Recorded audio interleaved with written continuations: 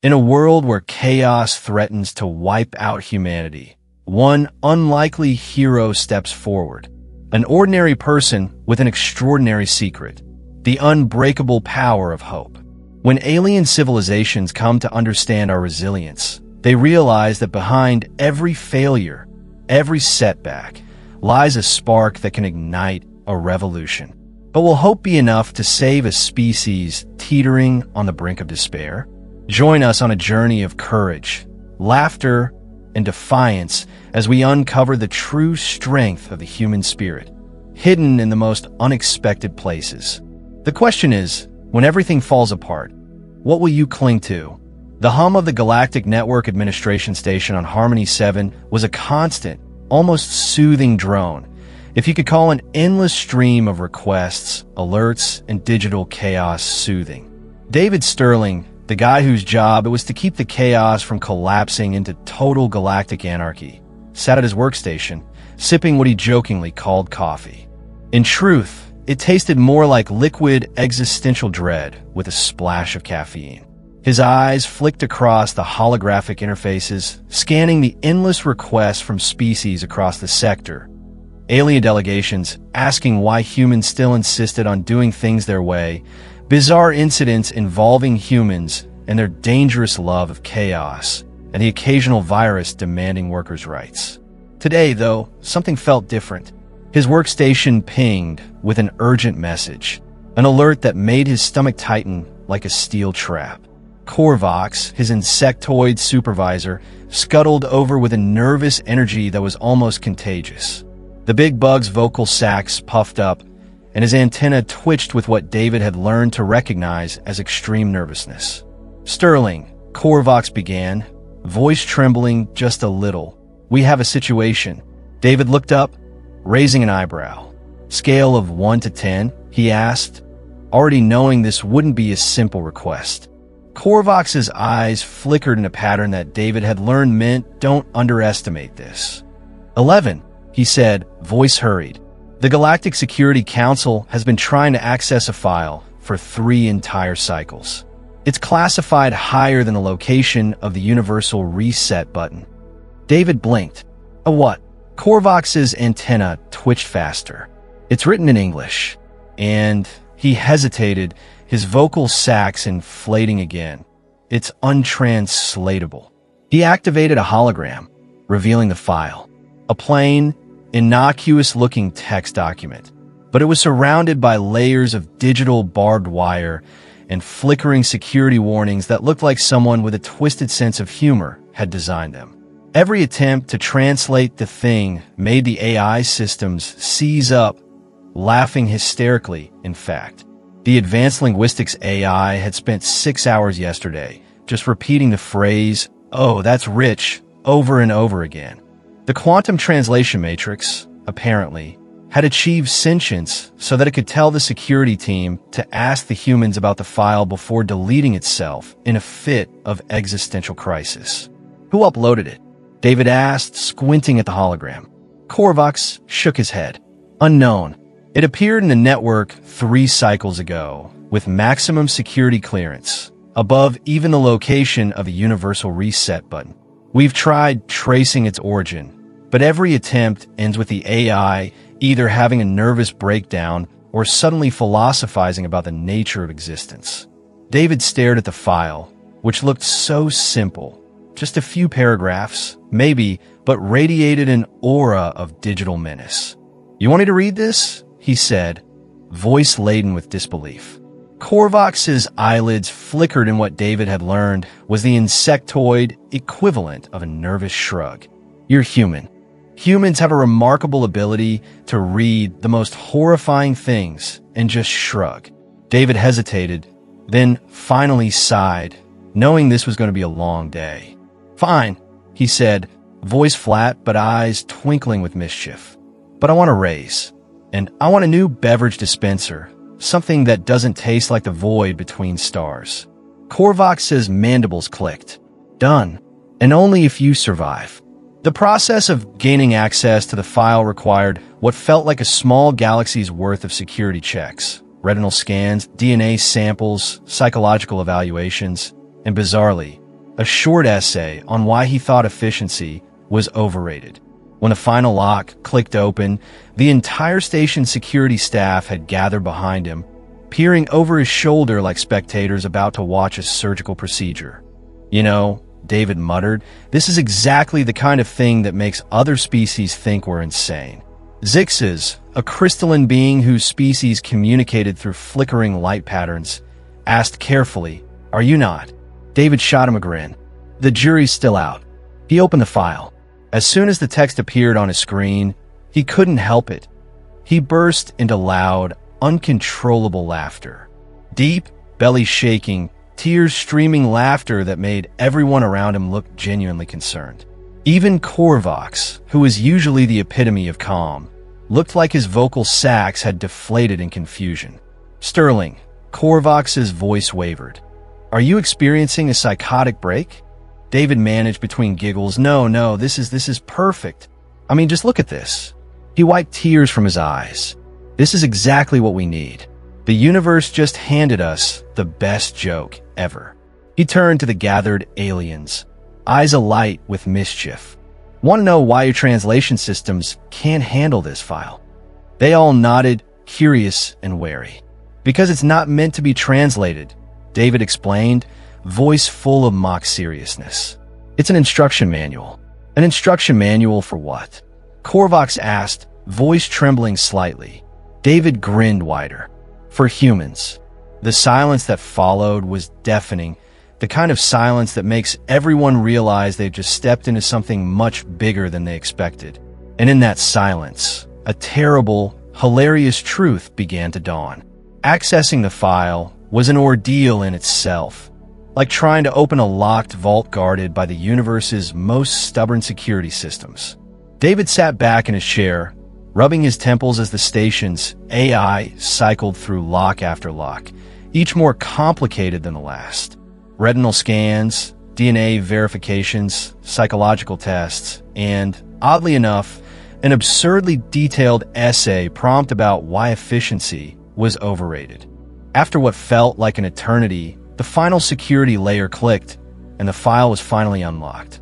But the moment he saw it, he knew this was no ordinary document. It was a Pandora's box wrapped in plain text, a digital enigma wrapped in a riddle, and it radiated an unsettling aura that made the hairs on the back of his neck stand up. As the holographic screen flickered to life, Korvax hovered nearby, antennae twitching with anticipation and a hint of dread. "Are you ready, Sterling?" the insectoid asked, voice trembling with a mix of curiosity and fear. David hesitated, then nodded. "As ready as I'll ever be. Let's see what the galaxy didn't want us to find." He took a deep breath, cracked his knuckles, and clicked open the file. Instantly, an eerie silence filled the room, except for the faint hum of the station's systems. The text appeared, simple and unassuming at first glance, but the atmosphere shifted instantly. He started reading aloud, voice steady, but with a hint of sarcasm. "This is a guide by humans for humans on how to deal with alien species, and it's basically a comedy routine." His voice echoed through the chamber, bouncing off the walls. The gathered security personnel and alien visitors leaned forward, eyes wide with curiosity. "Rule number 1, David read, pausing dramatically. "When in doubt, be polite but weird. Alien species expect us to be incomprehensible, so lean into it. If they ask why we do something odd, respond with 'we're working on it,' or 'that's a feature, not a bug." His tone shifted into mock seriousness. "They'll never see through it." The crowd chuckled nervously, unsure whether to laugh or be alarmed. David grinned and continued. "Rule number 2. If an alien has more than 4 eyes, they're probably overanalyzing everything. Speak in vague metaphors and watch them tie themselves in knots trying to understand." He paused, then added sarcastically, "Because, honestly, who doesn't love a good knot tie?" He flipped to the next section. "Rule number 3. Never admit we figured out faster than light travel by accident, trying to make a better toaster. Let them think we're geniuses, because, frankly, we're winging it most of the time." His voice grew playful. And if they click their mandibles rapidly, just laugh or have a nervous breakdown. Either way, you're winning. The room filled with a nervous chuckle, some aliens trying to hide their amusement behind their limbs or flickering lights. David's eyes sparkled mischievously as he kept scrolling. Cultural customs? Oh, those are fun. Make stuff up. They'll never know the difference. And it's hilarious to watch them try to incorporate sock worship into diplomacy. Seriously, he added, if an alien species obsesses over efficiency, respond with chaos is natural, or that's how we do things on Earth. He looked around, and if they ask why we name planets dirt, just tell them it's a humble reminder that we're all made of the same stuff. The crowd was silent, processing the absurdity. Korvax's eyes flickered rapidly, trying to keep up with the chaos of the words. And the final note? He asked cautiously. David leaned back in his chair, smirking. Always bring snacks to negotiations. Food distracts them, and you can't threaten someone while they're eating cheese and crackers. Trust me, it's a universal peacekeeper. He winked. And every meeting with, well, that could have gone worse, because it implies you're used to disasters. And let's face it, we are. He closed the hologram with a flourish. And here's the kicker. Humans never admit we're wrong. We just say you had to be there, or it's a work in progress. That way, we keep everyone guessing and surviving. His grin widened. Turns out, winging it is a strategy, not a flaw.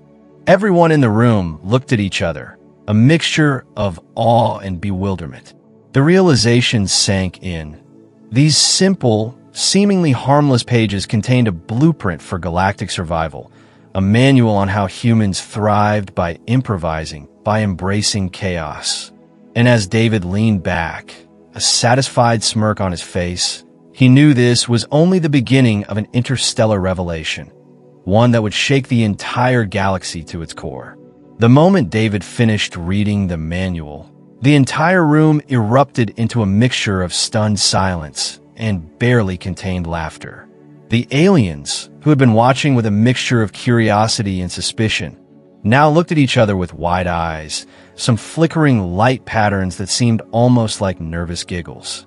Korvax's antennae twitched furiously, trying to process what he had just heard, while Zix's, the crystalline being, shimmered with a flickering glow that seemed to mimic a grin. So, David said, voice dripping with sarcastic amusement, you're telling me the humans have been secretly running this whole galaxy on a set of slapdash, improv-inspired rules. He raised an eyebrow, smirking, and I thought you all were the ones with the advanced tech. The crowd of aliens looked at him, some trying to hide their amusement behind their appendages, others outright blinking in disbelief. The room was thick with an awkward tension, part curiosity, part bewilderment, part awe. Korvax, ever the cautious one, finally managed to find his voice trembling with a mixture of reverence and confusion. Sterling, he stammered, are you telling us that your species wings everything? That your entire civilization is based on improvisation and chaos? David chuckled, leaning back with a grin. Pretty much. We're the masters of the winged approach. Honestly, it's how we survive. Keeps life interesting, doesn't it? He tapped his fingers on the console, eyes gleaming with mischief. Imagine the look on your face if you ever found out that the universe's most chaotic species has been secretly running the show behind the scenes. You'd think we're mad geniuses. Well, maybe a little, at least when it comes to making stuff up on the fly. Zix's flicker flickered again, looping through a pattern that looked suspiciously like a chuckle. This explains much, it said in a crystalline voice. Your species' ability to adapt, to survive in chaos. It is astonishing. David grinned wider. See, that's the secret. It's not about having all the fancy gadgets or knowing all the rules. It's about making up your own rules as you go. And if someone questions you, just tell them, we're still working on that, or that's classified, and they'll leave you alone. He leaned forward. Trust me, it's a universal strategy. Whether you're dealing with bureaucrats or intergalactic warlords, just improvise. It's liberating and surprisingly effective. Korvax's eyes flickered with a mixture of admiration and confusion. "Incredible," he muttered. "Your species' resilience is remarkable. But how do you manage diplomacy? How do you negotiate peace with beings who operate on such unpredictable principles?" David snorted. "Oh, that's easy. We just bring snacks. Nothing disarms a tense situation faster than cheese and crackers. Human diplomacy is basically a snack fest.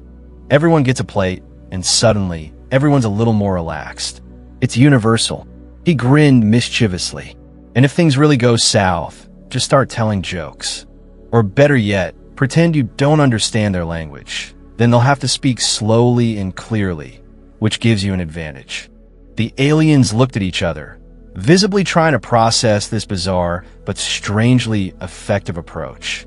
Someone, probably a species known for their hyper-analytical tendencies, asked cautiously, "And your species never plans? Never prepares?" David laughed, the sound echoing through the chamber. "Planning is overrated. We prefer to keep our options open. That way, when the universe throws a curveball, like a giant asteroid or an unexpected invasion, we're ready to make it up as we go along." He winked. "That's the secret to human adaptability. We're the masters of improvisation, kings and queens of flying by the seat of our pants." As the room settled into a thoughtful silence, the realization began to dawn. This simple, chaotic set of rules wasn't just a joke. It was a fundamental way humans thrived amidst chaos. And in that moment, everyone in the room understood that the universe's most unpredictable species had just handed them the ultimate blueprint for surviving the unknown. Embrace chaos, improvise, and never, ever take life too seriously. Because sometimes the best plans are no plans at all. The room fell silent for a moment after David's revelations about humanity's improvisational survival tactics. Every alien in the chamber seemed to be digesting the absurd yet oddly inspiring truth. Humans thrived on chaos and spontaneity, not meticulous planning or perfect technology. Korvax's antennae twitched vigorously, and Zix's shimmered with a flickering glow that signaled deep thought. Suddenly, a new voice broke the stillness, a deep and measured tone that seemed to embody both curiosity and skepticism. "Humans," the voice echoed, "your ability to adapt through improvisation is fascinating. But tell me, how do you handle situations where precision and discipline are required? Surely, chaos cannot be your only method." It was a fair question, and everyone eagerly waited for David's response. The room tensed with anticipation. David scratched his head thoughtfully, a mischievous grin playing on his lips. Good question," he said, leaning forward with theatrical flair. "The truth is, we're not perfect at everything. But here's the trick. We have a secret weapon called creative problem solving, or as I like to call it, winging it with style." He chuckled, eyes twinkling. "Sometimes chaos is just a fancy way of saying we're improvising on the fly. And honestly, it often works better than following a rigid plan. When you're forced to think on your feet, you come up with solutions you never would have considered otherwise." Korvax tilted his head, still skeptical. "But what about when lives are at stake? When is precision vital to survival?" David nodded, acknowledging the concern. "That's where it gets interesting. We don't rely on perfection. We rely on adaptability. Like the time we accidentally blew up a spaceship trying to fix a minor leak by improvising a new kind of fuel made from leftover pizza and soda. It sounds crazy, but it worked. Sometimes you just have to roll with the punches and trust your instincts." His grin widened. "And if all else fails, you can always bluff your way through. Humans are masters at bluffing, pretending you know what you're doing when you're totally winging it. It's a survival skill, really." Zix's flickered brightly, clearly intrigued. "Your species' ability to think on its feet, it's impressive. But doesn't it lead to chaos, disorder, and mistakes?" David shrugged with a playful shrug. "Absolutely. That's the beauty of it. Sometimes, chaos leads to the most unexpected breakthroughs. Mistakes are just opportunities dressed in failure's clothing. And let's be honest, Life's too short to be perfect all the time. Besides, the universe itself is a chaotic mess. Planets collide, stars explode, civilizations rise and fall. We're just trying to keep up and survive. Why pretend to be perfect when you can be flexible? Korvax looked thoughtful, his antennae flickering rapidly. So, your species embraces chaos as a form of resilience. Exactly, David said confidently. We don't see chaos as the enemy. We see it as a canvas for creativity. When everything's unpredictable, you learn to adapt faster, think smarter, and, most importantly, have a little fun along the way. Because if you're going to stumble and fall, might as well do it with style. He winked. And if you mess up, no worries, just call it a learning experience and move on. That's how humans turn mistakes into masterpieces. The room was silent again, but this time, there was a different energy, a strange mixture of admiration and bewilderment. The aliens had glimpsed the core of human resilience, an unshakable belief that if you're going to fail, do it spectacularly. Embrace the chaos, trust your instincts, and never let the fear of mistakes hold you back. Because, as David had just shown them, sometimes the most brilliant solutions come from the most unpredictable, chaotic moments. And maybe, just maybe, that's what keeps humanity alive in a universe that's constantly spinning out of control. The atmosphere in the chamber shifted as the aliens absorbed David's words about chaos and improvisation being the backbone of human resilience. Korvax's antennae twitched thoughtfully, and Zix's shimmered with a flickering glow of curiosity, clearly pondering on the strange but compelling philosophy. Then, out of the silence, a new voice emerged, a voice that sounded cautious but intrigued, belonging to a tall, slender alien with a voice that carried a hint of skepticism. "Humans," it said carefully, "your approach to survival seems unconventional. But tell me, do you ever face consequences for all this improvisation? Doesn't chaos sometimes lead to disaster?" The question hung in the air, and everyone looked at David, eager to hear his response. David chuckled, rubbing the back of his neck. "Oh, you bet it does," he admitted with a grin. "We're not perfect, not by a long shot. But here's the thing. Humans have a way of turning even the biggest screw-ups into opportunities for growth. Like that time, we accidentally set off a chain reaction that destroyed a city block by trying to fix a broken light fixture. Instead of despairing, we just called an unplanned urban renewal project and moved on. Sometimes, chaos is just a fancy way of saying, oops, but let's see what we can learn from this." He paused, then added with a wink. "And honestly, the biggest disasters often turn into the best stories later." Zix's flickered excitedly, its crystalline surface shimmering with approval. "So, your species accepts failure as part of the process?" it asked, the curiosity evident in its tone. David nodded enthusiastically. "Absolutely. Failure isn't the end. It's just the beginning of a new lesson. We embrace mistakes because they teach us what not to do next time. Plus, it keeps life interesting. Imagine living in a world where everything's perfectly planned. Boring, right? Life's messy, unpredictable, and that's what makes it worth living. We celebrate our screw-ups, and sometimes those screw-ups lead us to breakthroughs we never would have found otherwise." Korvax's antennae flicked rapidly in thought. "But what about discipline and order? Don't your chaotic methods threaten stability?" David grinned mischievously. "That's a good point. But here's the secret. Humans are masters at creating order out of chaos. We're like jigsaw puzzle enthusiasts. Sometimes you gotta shake the box up to find the piece you need. We don't always follow strict rules. Instead, we rely on intuition, teamwork, and a little bit of luck. And when things get out of hand, we just double down and adapt. Like that time we built a rocket to reach the moon, but it ended up in the middle of the ocean. Instead of giving up, we turned it into a boat and called it a moon cruise. We're nothing if not creative with our failures." The aliens looked at each other, some blinking in amazement. Someone, a broad-shouldered alien with a deep voice, asked skeptically, "But doesn't that risk chaos turning into complete catastrophe?" David shrugged, eyes twinkling. Risk is part of the game. You can't get to the top without going through a few scrapes. The key is to keep moving forward, even when everything seems to fall apart. Because in the end, the universe doesn't care about your plans. It's going to throw curveballs, and you better be ready to improvise. That's why humans have survived this long. We're not afraid of a little chaos. We dance in the storm and make up the steps as we go. The room was silent for a moment, but the tension had shifted to admiration.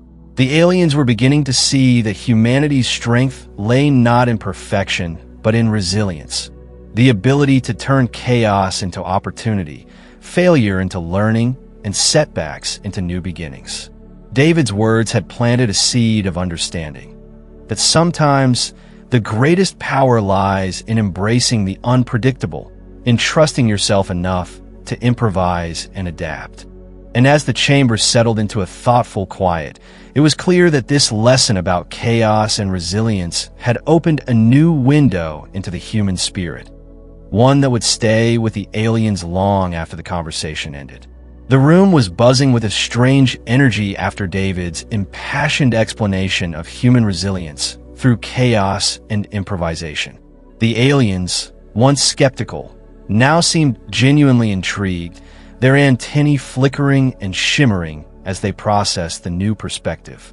Korvax's eyes gleamed with curiosity, and Zix's crystalline surface pulsed softly, reflecting the shifting emotions in the chamber. Then, a new voice, calm but tinged with a hint of challenge, broke through the hum of conversation. It belonged to a tall, slender alien with a voice that carried authority and skepticism in equal measure. So, it said, you're telling us that chaos is not only inevitable, but essential to your survival. But what about hope? What keeps humans going when everything seems to fall apart? Isn't there something more than just improvising your way through disasters? The question was direct, probing, and everyone looked at David, eager to hear his answer. David scratched his chin thoughtfully, a playful smirk curling at the corners of his mouth. Great question, he said, voice warm and confident. Honestly, it's hope and a little bit of stubbornness. We're stubborn in a good way, like a mule that refuses to give up. No matter how many times we fall, we get back up, dust ourselves off, and say, all right, what's next? Hope keeps us going. It's the belief that tomorrow can be better, even when today's a mess. And let's be honest, sometimes the worst messes turn into the funniest stories, and those stories become part of our history. We hold on to hope because it's the fuel that keeps us trying, even when everything seems lost. He leaned forward, eyes twinkling with mischievous energy. And besides, if we didn't have hope, we'd have given up after the first failed invention or the 100th broken plan. But we keep going because deep down we believe that somehow things will get better. Zix's shimmered brightly, its voice chiming in with curiosity. So, your species relies heavily on hope? How does that translate into actual action? Is it enough just to believe? David nodded, smiling. Hope is the spark, but action is the fire. We believe in ourselves, in each other, in the possibility of a better future. But belief alone isn't enough. No, we need to back it up with effort. That's why humans are always working, experimenting, trying new things, even if those efforts sometimes blow up in our faces. Because every failure is a step closer to success, and hope gives us the courage to keep stepping forward. He paused, then added with a grin, and sometimes hope is just a fancy way of saying let's try again and again until we get it right. Korvax's antennae twitched rapidly as it considered this. But what if hope runs out? Do humans ever lose faith? David's expression softened, a little more serious now. Of course we do. We're not invincible. Sometimes it feels like hope is slipping through our fingers, and that's when we need friends, community, or even a good laugh to remind us why we keep fighting. Hope isn't always a bright, shining light. Sometimes it flickers and dims. But even then, we hold on to the tiniest spark because we know that as long as that spark's alive, there's a chance to reignite the fire. His voice grew warm and earnest. Every one of us, human or alien, needs that flicker of hope to keep going. It's what gives us the strength to face the darkest nights and believe in the dawn.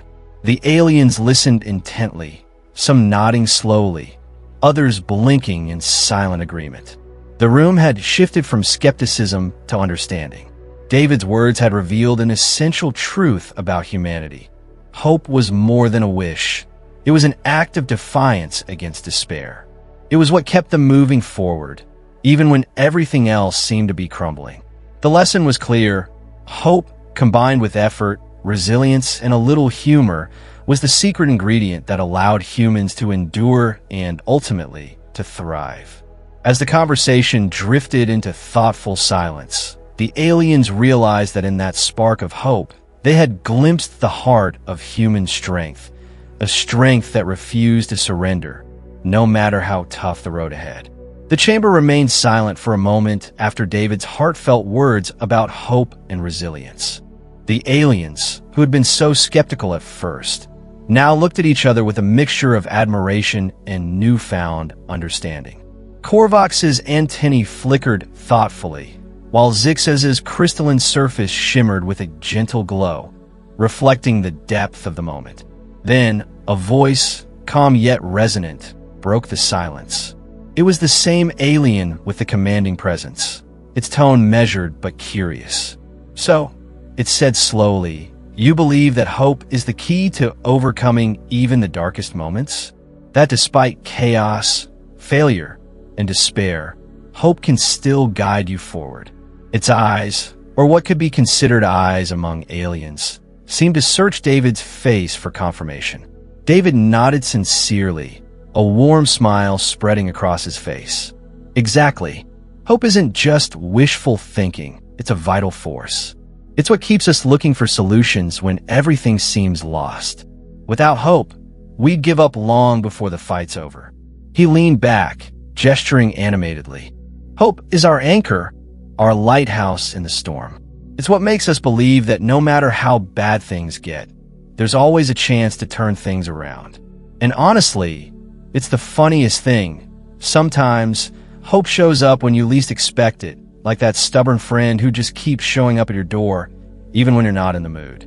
Zix's shimmering surface pulsed with curiosity. "But what if hope fails? What if, after all your effort, things don't get better? Do humans ever lose hope completely?" David's expression grew a little more serious, but his voice remained steady. "Yes, we do. We're not perfect, after all. Sometimes, hope gets buried under setbacks and disappointments. That's when we need each other the most. Our friends, our families, even strangers who remind us that giving up isn't an option. Hope isn't always a bright, shining light.